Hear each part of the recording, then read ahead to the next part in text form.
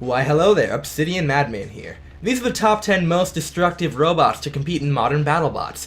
While most of the ranking is based on previous battles, destructive potential is also a factor I kept in mind when putting the order together. Essentially, if a bot is known for tearing other bots apart, then it's here. Let's jump in.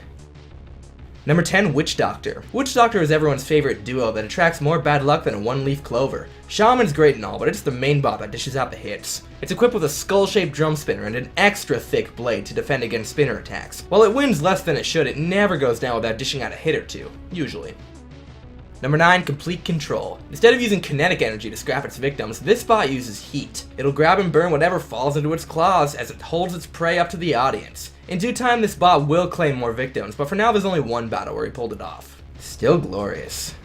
Number 8, Season 2, Bite Force. Potential? Yes. Execution? Questionable. This iteration of Bite Force deals a gnarly vertical spinning bar that could have been great.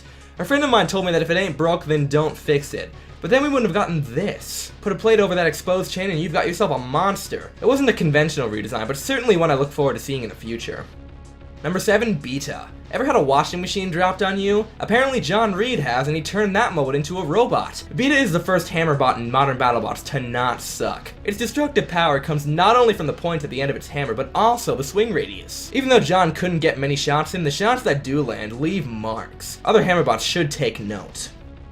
Number 6, Bronco. 6 wheels, 1 flipper, maximum hang time. Bronco is the king of the few flippers in BattleBots, letting gravity do the dirty work. Bronco has one job, launching bots into the air and letting them crash to the ground. Bronco is very good at this. Phenomenal driving and a bulky design allows Bronco to take control of all of his battles.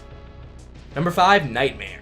I'd like to emphasize that when robots are in the box, they look smaller than they actually are. Knowing this, Nightmare becomes even scarier. The terrifying saw is about 3 feet in diameter and doesn't take prisoners. There are 2 teeth on the edge of the saw that give it the extra punch. It also rotates in either direction. While the 3-wheel design does cause stability issues, the destructive potential and iconic look make up for any design flaws.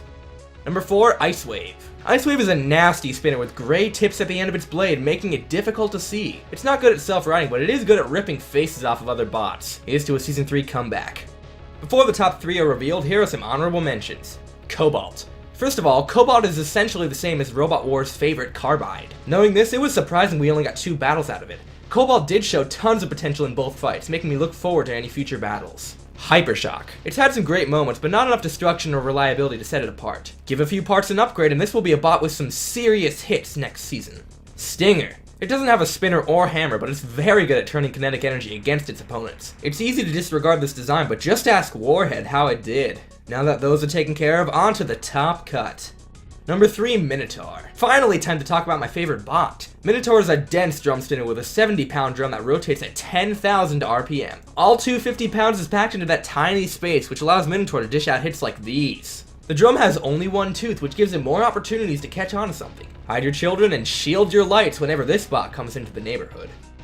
Number 2, Son of Waiachi. Taken out of retirement to settle a bet, Sao uses 3 meat tenderizers to obliterate any and every robot that ends up in its way. I heard from somewhere that the weapon system alone takes up half the bot's weight. It's too bad we only got to see 2 successful battles with this terror. You can bet more bots would bite the dust at the hands of this legend if the chance arose.